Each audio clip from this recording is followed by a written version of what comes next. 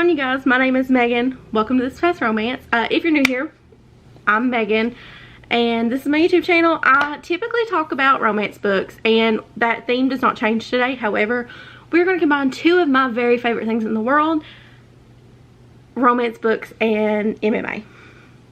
I love MMA fighting. I love to watch the UFC, and the reason for this video today, which was supposed to be up the other day, but life sucks, is that Saturday, you're going to see this on Thursday, November 4th. Saturday, November 6th is arguably the greatest fight card the UFC has put out this year. And I say arguably in the sense that I will argue with you if you can tell me a better one. My favorite fighter is on it, Kacey. So here we are. So what I want to talk about today, though, is just 5 fight romances, 5 combat sport romances, whatever you want to call it. They are not solely MMA romances, unfortunately. Those are hard to come by, not only because they're so niche, and a lot of people still see MMA, and I believe a lot of people still see MMA as like a blood sport almost, or like a something barbaric, and it's not. I mean, I get why you would think that, but if it's legally sanctioned, there's a referee in there, and not everybody's an asshole. It all just depends on who is fighting as to their level of asshole. So today's video, like I said, I'm going to be talking about fight romances, combat sport romances, not specifically MMA. Most of them are MMA romances, don't get me wrong. That's what I was looking for. Some of them ended up being boxing. And so yeah, let's just jump into talking about books. Like I said, we're combining two of my very favorite things. We are combining romance books and MMA. Kacey's my favorite fighter. He fights Saturday night. He fights at 10 p.m. He kicks off the UFC card. And depending on how his fight goes, will make or break the next week of my life. First book we're going to talk about is Until You're Mine by Cindi Madsen. This book was fantastic. I read it back in June. It was so good. They got so much, Cindi Madsen got so much right about how this works. So Shane Knox was in the MMA rankings, and this is when I'm saying pick an organization and then loosely base an organization on that one. He was in the MMA rankings, and his mom got sick, so he had to drop out of the rankings and like help take care of her. And so he's finally decided he's gonna get back in the octagon. He's gonna do it again. And he goes to this gym. He meets this girl. She has no interest in him. She's had fighter boyfriends before, and she's just like, I don't want to do this. I don't want to date a fighter. Obviously they end up dating. It's kind of forbidden. He is being trained by her brothers. She's not ever supposed to date a fighter again. And the thing that I love the most about this book is, I feel like in most romance books, if they talk about like having a dream throughout the book, both characters are having a dream. They have a dream. You know, I want to be a nurse. I want to move to France. I feel like the female, the heroine, always gives up her dream to stay with the guy. And in this book, Shane followed Brooklyn, and he was like, I can train anywhere. And it's true, especially with like MMA. You can fight anywhere. You can train anywhere. You know, you have a team, like a nutritionist, you have coaches, you have a coach, you have a wrestling coach, like you have like all of these people that help you. You have a sparring partner, but you can find like a sparring partner anywhere. Now as you get close to a fight, you want to be close to home. But Cindi Madsen, for the most part, nailed it. I was pleased with it. So Until You're Mine by Cindi Madsen is a fantastic one if you want to check out a really good fight romance. So the next book I want to talk about is The Perfect Comeback by Kacey Shea. This book follows Mia and Matt. Mia is not interested in a relationship, essentially, with a fighter in any way, shape, or form. And she doesn't do boyfriends or dating or hookups or anything like that. She's a bookworm. She loves fictional men. So when Matt literally crashes into her life, she's not impressed. He's just like, speak for yourself, sister. And she doesn't want anything to do with him. He's very persistent. and he ends up teaching her self-defense classes, and she goes to his fight. He's at this fight. She doesn't like fights. She doesn't want to go, but she ends up going to this fight with him. That was his fight, and she couldn't walk with him, so she had to sit in the stands, like sit in her seat and watch the fight. And he was supposed to meet her at a Halloween party afterwards, and he never showed. So Matt is an asshole. Don't get me wrong. Don't get twisted. This book was really good. There were only like a few minor inconsistencies, and one of the biggest issues that I had with this book was the fact that Kacey Shea, the way she described getting into the fighting organizations was not the way it works. So the next one I want to talk about is Fighting for You by Papyrus. You guys may remember me talking about this one too. This was my first COVID romance of the year. I think I read this in July. I think it's exclusive on Scribd. I'm so sorry if you can hear my nephew. He has no idea I'm up here filming this. But it followed Fight Island, and I commend Papyrus because she like nailed it. So with the UFC specifically, this is why I think people should write under the guise of the UFC more so than like Bellator.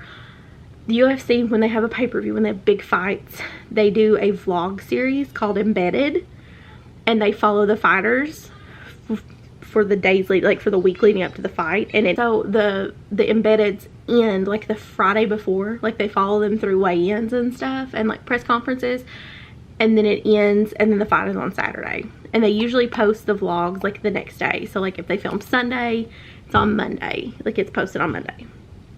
Papyrus really followed the Fight Island vlogs because this book basically took place on Fight Island with the COVID regulations and everything, and I thought it was fantastic. And it was a novella. It was really short, but it was really good. I highly recommend it. It is on Scribd. It is on audio. I really enjoyed it. What's the next one, Megan? I don't know. Raze by Tillie Cole. That is your next one. Now this book is different because it is an underground fight club where they fight to the death. I love Tillie Cole. Tillie Cole writes some really fantastic dark romances. And y'all know me, I'm not huge on dark romances, but Tillie Cole's suck me in and just get their claws in me, and I love them. Raze is fantastic.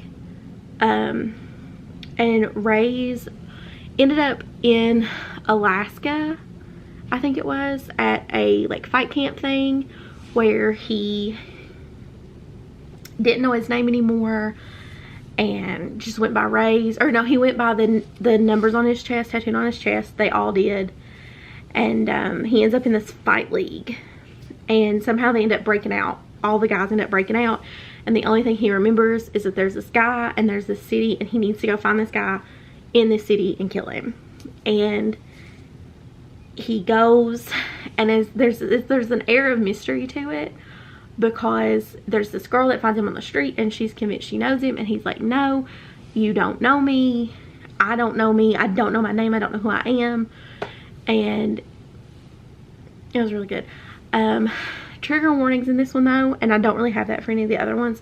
Major trigger warnings in this one for rape. I want to tell you it's consent, non-consent, but I don't. I don't even think there was consent, non-consent.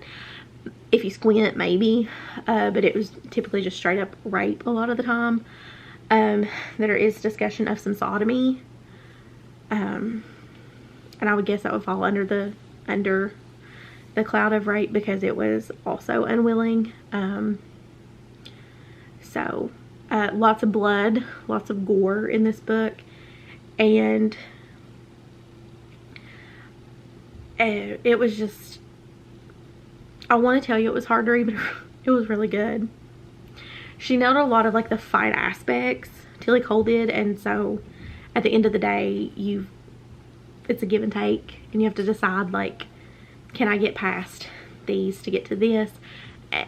And I did, and I normally can't, like when rape is involved I have to step away, but for whatever reason, because I knew in the back of my head how this book was going to end, just because of who I am, and like having read some of Tillie Cole's works before, I essentially was like, this book has to have a happy ending, and it has to end this way. and it did. And so I felt better because there was some vengeance for the rape. So there's that. And then we're gonna talk about the one that I actually read today, which was Outmatched by Kristen Callihan. This was a fake dating, fighting romance that was enemies to lovers. Enemies to lovers, fake dating, fighting romance. I just needed to say it one more time for you.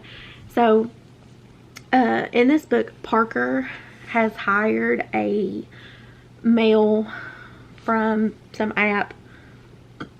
Has a boy named Dean to be her boyfriend for some work events, and Dean's older brother Raze finds out, and Raze loses his mind and locks Dean in a closet or in their office or something, and he goes to confront Parker, and they end up having this big thing. And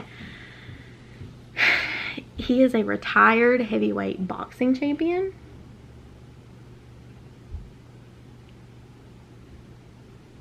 He's a retired heavyweight boxing champion, and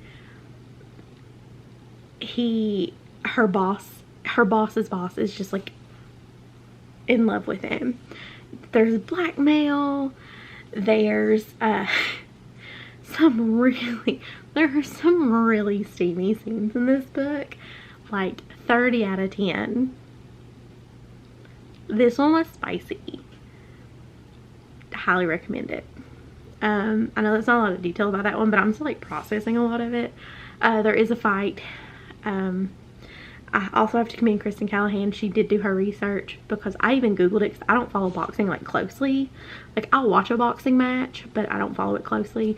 And she actually had a bunch of organizations listed at one point in the book, like rattled them off, and they were real organizations. And it only caught my eye, and like, I don't care if they use fake organization names, but it only caught my eye because one of them was World Boxing Commission or something, and that's WBC. And I knew that because one of my favorite MMA podcasts actually covers boxing as well. There's Through Showtime. And so Kristen Callihan actually did her research. There was a charity thing involved, and I really enjoyed watching Parker go from being this really timid, I need to fit in this box, and you're made to believe that her parents are just awful and they're never going to like Raze, and that, you know, everyone in the world is just awful. Everyone in her world is just awful except for Raze, and he is so nervous to meet her family and her friends. And you go through all these steps, and he meets her parents, and her parents like love him, and they're like, listen, if you're happy, I'm happy. Like, that's all that we want. Is he being good to you? That's all that matters. And they're like rich, like highfalutin. I don't even know if people still say that. They're like rich people. So yeah, that's it. Those are the books. Those are the 5 books. If you read any of these, let me know. That's it. That's all I got today. If you have any fight book recommendations, leave them in the comments. If you have any questions, any comments, you want to talk about these books, you have any book recommendations or anything, leave them down below. And until next time, you guys, be good to yourself, take care of yourself, and I'll catch you on my next one. Bye, everyone.